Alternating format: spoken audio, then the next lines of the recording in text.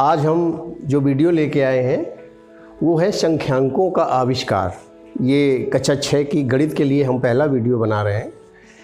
इसमें हमने संख्यांकों का आविष्कार कैसे हुआ, एक्चुअली क्या था कि हम लोग शुरुआत में गिनना तो शुरू कर दिए थे, लेकिन इनको कैसे रिप्रेजेंट किया जाए मैथमेटिकली, इनके सिंबल्स नहीं थे।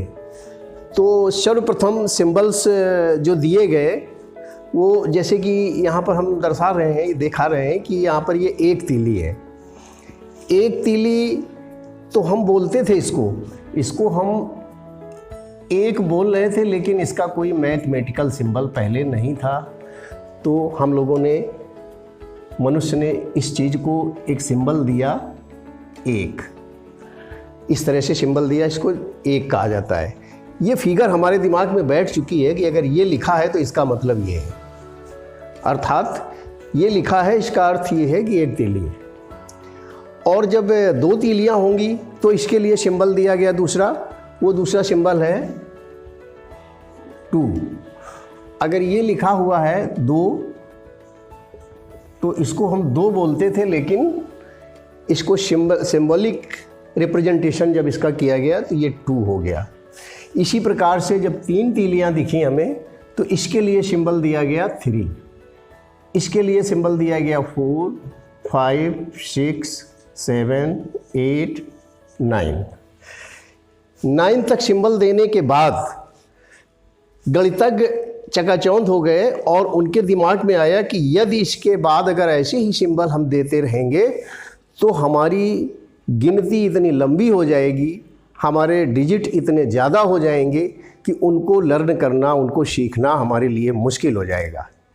9 तक डिजिट फॉर्मेशन हो गया, यानी यहाँ 9 तीलियों से ये पता चला कि ये इसका सिंबल 9 है, ये दे दिया गया। लेकिन अब इसके बाद गणितज्ञों ने ये सोचा कि यदि ऐसे ही हम सिंबल देते रहेंगे तो हमारे सिंबल्स की संख्या इतनी ज़्यादा हो जाएगी, हमारे डिजिट इतने ज़्यादा हो जाएंगे कि उनको सीखना बहुत मुश्किल हो जाएगा।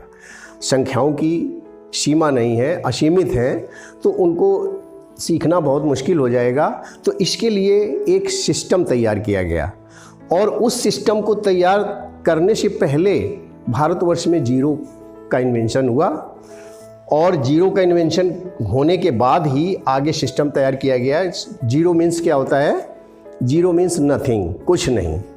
अगर हमारे हाथ में कितने कंचे हैं तो इसका जवाब है कुछ नहीं। तो कुछ नहीं तो लैंग्वेज हुई, लेकिन इसका जो मैथमेटिकल रिप्रेजेंटेशन है वो क्या होता है? ज़ीरो। ज़ीरो मीन्स नथिंग, कुछ नहीं। तो जब इसकी रिसर्च हो गई तो इसको भी ले लिया गया डिजिट में, तो हमारे डिजिट हो गए 9 ये थे, और जीरो लगा करके 10 डिजिट बन गए। अब जो जीरो हमारा इन्वेंट हो गया, इसके बाद अब संख्याएं बनाने का जो सिस्टम है वो ये बताया गया कि अगर इसके बाद एक भी तीली आगे बढ़ती है तो उसका बंडल बना दिया जाए, और 10वीं तीली जैसे ही बढ़ेगी, एक तीली बढ़ेगी तो ये 10 हो जाएंगी, तो इसका बंडल बना करके और इसका एक समूह गट्ठर बना देंगे, और ये 10 तीलियों का जो गट्ठर बनेगा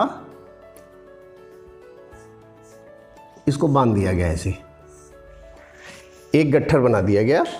और इसके बाद आगे इस गट्ठर को, इसको स्थान ऊपर एक गट्ठर के रूप में ऊपर दे दिया गया।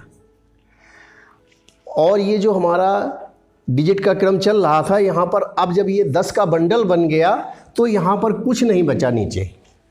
जब कुछ नहीं बचा तो इसको सिंबल 0 दिया गया। इस प्रकार से ये अगली संख्या बन गई हमारी। अगर आपकी 9 की जगह 10 तीलियाँ होंगी तो उसको हम नया सिंबल नहीं देंगे। ये जो हमारे सिंबल हो चुके हैं पहले से, इन्हीं में से हमने 1 और 0 को लेके अगली संख्या तैयार कर ली।